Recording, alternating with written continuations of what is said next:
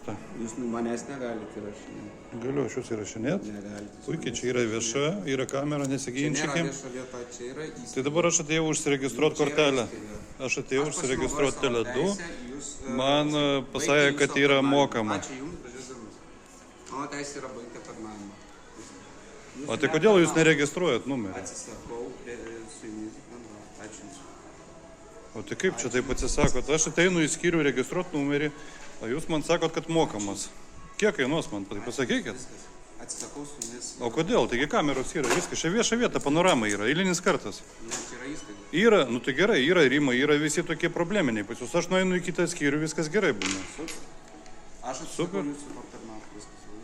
A kokiu pagrindu? Jūs ką tik sakėt, va. Aš pasakau. Va, parodau į kamerą. Va, 33 darbuotojas atsisakė registruoti, viskas. Tai, nu, ten piliečiai tik tokie, pakomentuokit visus ten, kaip ten kas.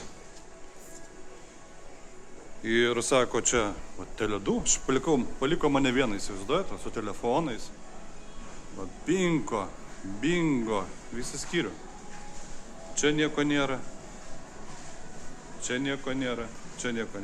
Tai aš jums parodysiu, kai nieko nėra, va čia yra toks užrašas įdomus, kurį aš mačiau praeitą kartą, paskaitykit. Poreikiai, planas, telefonas, laikrodis, skaitmenizacija, čia ir dabar prieštaravimų valdymas, sufleriai, ar turit papildomų klausimų? Tai kaip jūs gerbiamas Aurimai, neregistruosit? Atsisakau. Tai tada aš jums norėčiau grąžinti šitą, čia kainuoja 4 eurai, jeigu jūs nesugebat savo, kaip sakant, Ten, kur pirko, ten ir grąžinimą daryti. Tikrai? Pas mus nepirko, tai ir nepriimsit, aš ne. ir Aš neregistruosit. atsisakiau su Jumis bendrauti, viskas. O taigi jūs darbuojatės, aptarnaujantis personalas. Aš atsisakiau Jūs aptarnauti. Kokiu pagrindu?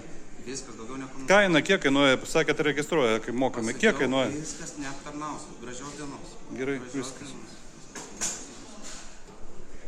Sveikinu, jūs tapot dar viena TikToko žvaigždė.